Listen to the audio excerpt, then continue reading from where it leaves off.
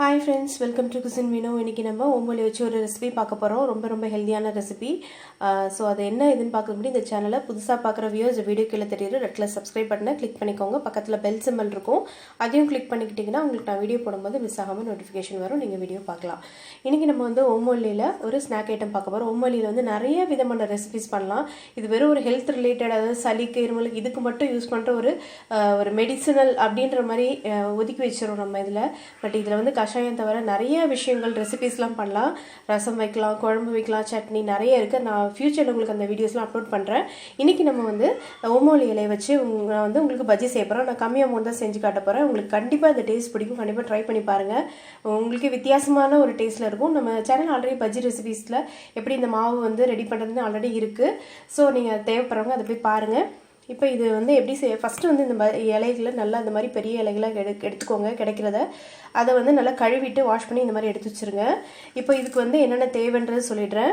கடலை மாவு ஒரு 1/4 கப் எடுத்திருக்கேன். நம்ம பண்ணுறது கொஞ்சம் அமௌண்ட் தான். அப்புறம் சமையல் சோடா ஒரு 1/4 டீஸ்பூன், ஒரு 2 டேபிள் ஸ்பூன் அளவுக்கு அரிசி மாவு. இந்த காம்பினேஷன் பண்ணிங்கன்னா உங்களுக்கு பஜ்ஜி மாதிரி நல்லா உப்பி சாஃப்டாகவும் இருக்கும். அதே நேரத்தில் ஒரு கிரன்ச்சினஸும் இருக்கும். தேவையான அளவு சால்ட்டு, காரம், அப்புறம் வந்து பெப்பர், இந்த மிளகாய் தூள் நான் போடுறேன், பெப்பர் கொஞ்சம் போடுறேன், பெருங்காயத்தூள், அவ்வளோதாங்க. இப்போ இது எல்லாத்தையும் மிக்ஸ் பண்ண ஆரம்பிச்சிடலாம்.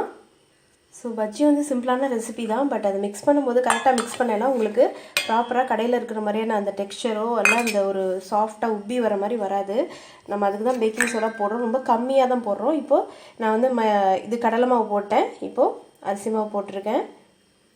உங்களுக்கு தேவையான அளவு நீங்கள் சால்ட் வந்து உங்கள் டேஸ்ட் அந்த மாதிரி நீங்கள் போட்டுக்கோங்க. ரொம்ப கூடவும் வேணாம், குறைச்சும் வேணாம், கொஞ்சம் அளவாகவே போட்டுக்கோங்க. தேவைப்பட்டால் பின்னாடி போட்டுக்கலாம். நான் கொஞ்சமாக ஒரு 1/4 டீஸ்பூன் அளவுக்கு மிளகுத்தூள் போடுறேன். இப்போ இதில் பெருங்காயத்தூள் போட்டுறேன். பெருங்காயத்தூள் போடுறது நல்லது. இந்த மாதிரி கடலை மாவு ரெசிபிஸ்க்கெலாம் போடுறது நல்லது. இப்போது மிளகாய்த்தூள் போட்டுடலாம். 1 டேபிள் ஸ்பூன் அளவுக்கு நான் போடுறேன். உங்களுக்கு காரம் வேணால் கூட போட்டுக்கோங்க. இப்போது கொஞ்சமாக நான் இப்போ உப்பு சேர்த்துக்கிறேன். திரும்ப நம்ம கரைச்சிட்டு டேஸ்ட் பார்த்துட்டு கூட திரும்ப போட்டுக்கலாம். இது ஒரு பெரிய ரெசிபி கிடையாது. என்னடா இதில் செய்கிறீங்கன்னு நினைக்கலாம் சில பேர் தெரிஞ்சவங்களுக்கு. பட் நிறைய பேருக்கு இந்த ஓமவல்லியில் பஜ்ஜி செய்யலாம், குழம்பு வைக்கலாம், சட்னி வைக்கலான்ட்டு நிறைய பேருக்கு தெரியாது. நிறையா அவங்க தோட்டத்தில் இருக்கும். பட் எல்லாம் வேஸ்ட் பண்ணிட்டு இருக்காங்க. அதை யூஸ் பண்ணாமலே வேஸ்ட்டாக நிறைய பேர் விட்டுறாங்க. வெறும் அது மருந்துக்கு தானே அப்படின்னு. பட் அதை நிறைய விதமாக நம்மளோட டெய்லி ரொட்டீனில் நம்ம சாப்பாட்டில் சேர்த்துக்கலான்றதுக்காக தான் நான் இந்த ரெசிபி செய்கிறேன். மற்ற ரெசிபிஸையும் நான் உங்களுக்கு கூடிய சீக்கிரம் அப்லோட் பண்ணுறேன். இப்போ இதில் பேக்கிங் சோடா 1/4 டீஸ்பூன் இது சேர்த்துடலாம். இப்போ இதை கொஞ்சமாக தண்ணி விட்டு நல்லா திக்கான கோட்டிங் வர அளவுக்கு பஜ்ஜி மாவு பதத்துக்கு நம்ம மிக்ஸ் பண்ணிவிட்டு இப்போ நான் காட்டுறேன். ஆல்ரெடி நம்ம சேனல் நான் சொன்ன மாதிரி வீடியோ இருக்குது, எப்படி மிக்ஸ் பண்ணோம் எல்லாமே இருக்குது, அதை பார்த்துக்கோங்க. பாருங்கள் ஃப்ரெண்ட்ஸ், நல்லா இந்த மாதிரி இருந்தால் தான் உங்களுக்கு இலையில நல்லா ஒட்டும். இதுக்கு மேலே தண்ணியாவோ இல்லை ரொம்ப திக்காகவும் வேணால் இந்த மாதிரி கரெக்டாக வச்சுக்கோங்க. நான் அந்த எந்த கலர் பவுடரும் போடலை. அதே போல் இதில் வந்து நீங்கள் காஷ்மீரி சில்லி பவுடர் போட்டிங்கன்னா உங்களுக்கு நல்ல கலர் கிடைக்கும். நான் வந்து நார்மலாகவே வீட்டுக்கு தானே செய்கிறோன்றதுனால நான் வந்து கலர் பவுடர்லாம் எதுவும் போடல. நீங்கள் இஞ்சி பூண்டு பேஸ்ட் உங்களுக்கு பிடிக்கிறவங்க இஞ்சி பூண்டு பேஸ்ட் கூட போடலாம்.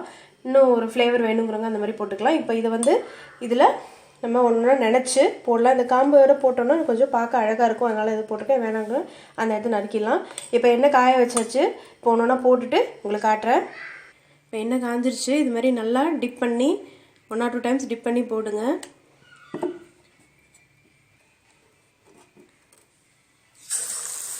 இதே மாதிரி ஒவ்வொரு இதாக போட்டுடுங்க. நல்லா செவக்கிற அளவுக்கு. இதில் வந்து கலர் உங்களுக்கு கொஞ்சம் நல்லா தெரியுது. பட் ஆக்சுவலாக இது இந்த ரெட் சில்லி நம்ம போட்டிருக்க பவுடரே நல்லா கலர் கொடுக்குது. கலர் வேணுங்கிற மட்டும் நான் சொன்ன மாதிரி கொஞ்சம் கலர் போட்டுக்கோங்க. இப்போ அதை பொரிச்சிட்டு காட்டுறேன்.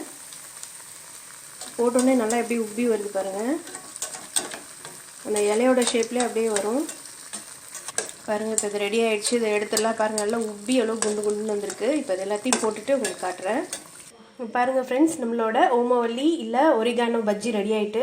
நான் சொன்னால் நம்ப மாட்டேங்க. நீங்கள் சாப்பிட்டு பார்க்காதவங்க, இது வரைக்கும் இது ட்ரை பண்ணாதவங்க கண்டிப்பாக ட்ரை பண்ணுங்கள். ரொம்ப டேஸ்ட்டாக இருக்குது. நீங்கள் அவ்வளோ ஒரு ஃப்ளேவராக இருக்குது. ஜஸ்ட் ஒரு இலை தான் நினைக்கிறோம். பட் அதோட ஃப்ளேவரும் இந்த பஜ்ஜி மாவு சேர்ந்து செம்ம டேஸ்ட்டாக இருக்குது. ஸோ கண்டிப்பாக அந்த ரெசிபியை ட்ரை பண்ணி பாருங்கள். இது வரைக்கும் ட்ரை பண்ணாதவங்க கண்டிப்பாக மிஸ் பண்ணாமல் ட்ரை பண்ணுங்கள். ஏதாவது டவுட்ஸ் இருந்ததுன்னா கேளுங்க. இந்த ஓமவல்லியில் இன்னும் ஃப்யூச்சரில் நான் இன்னும் நிறைய ரெசிபிஸ்லாம் போடுறேன். ஸோ கண்டிப்பாக உங்களை இன்னொரு வீடியோவில் நான் வந்து சந்திக்கிறேன். Bye friends.